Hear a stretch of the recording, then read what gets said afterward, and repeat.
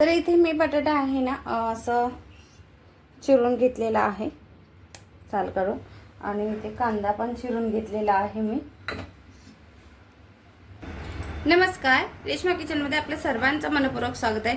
आज आपल्याला झटपट होणारे आणि मुलांच्या टिफिनसाठी, मुलांना जास्त तेलकट असेल तर तेल सांडला तर टिफिन बाहेर ठेवायला लावतात, किंवा मुलांनाही आवडत नाही टिफिनमधून तेल बाहेर आलेलं, उघडताना त्यांना ते त्रास होतो. तर आपण कमी तेलामध्ये बटाट्याची कातरी पाहणार आहोत मुलांच्या टिफिनसाठी.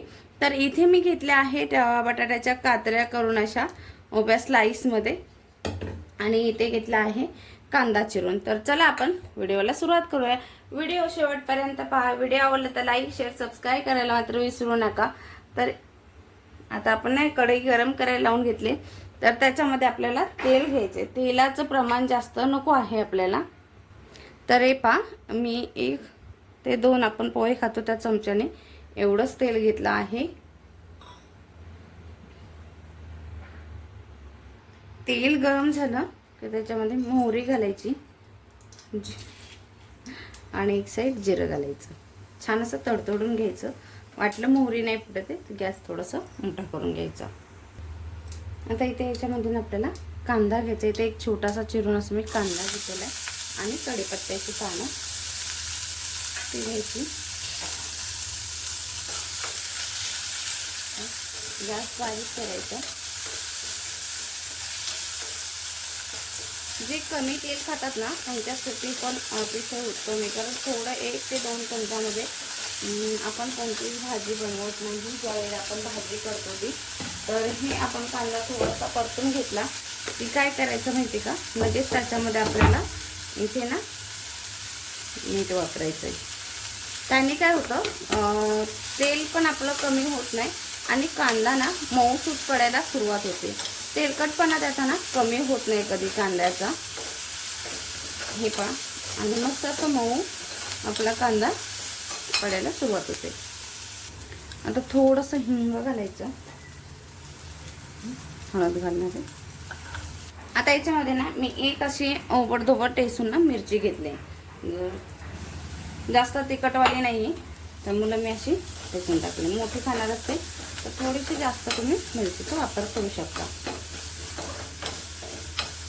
आणि इथं आपल्याला परतून घ्यायचे. जर तेलावरती आपण निकन मिरची टाकली ना तर ते काय होतं, तेल कमी आणि मिरची पूर्ण तेल आपला शोषून घेते, पिरवून टाकते तिथे.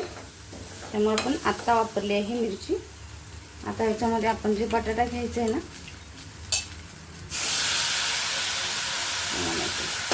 तिखट तुम्ही तुमच्या ह्याच्यानुसार करू शकता मिरचीचा वापर. आता हे ना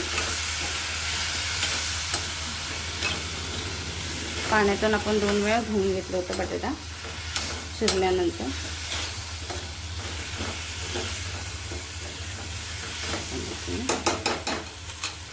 थोडीशी कोथिंबीर, त्याचबरोबर आपल्याला मीठ घालून घ्यायचं. आता चवीला आपण थोडंसं वापरलं आहे तर थोडं इथे कांद्यावरती बटाट्याला वापरायचं.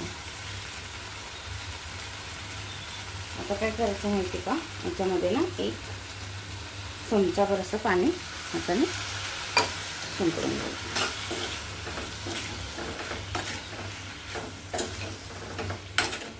मिक्स करून घ्यायचं.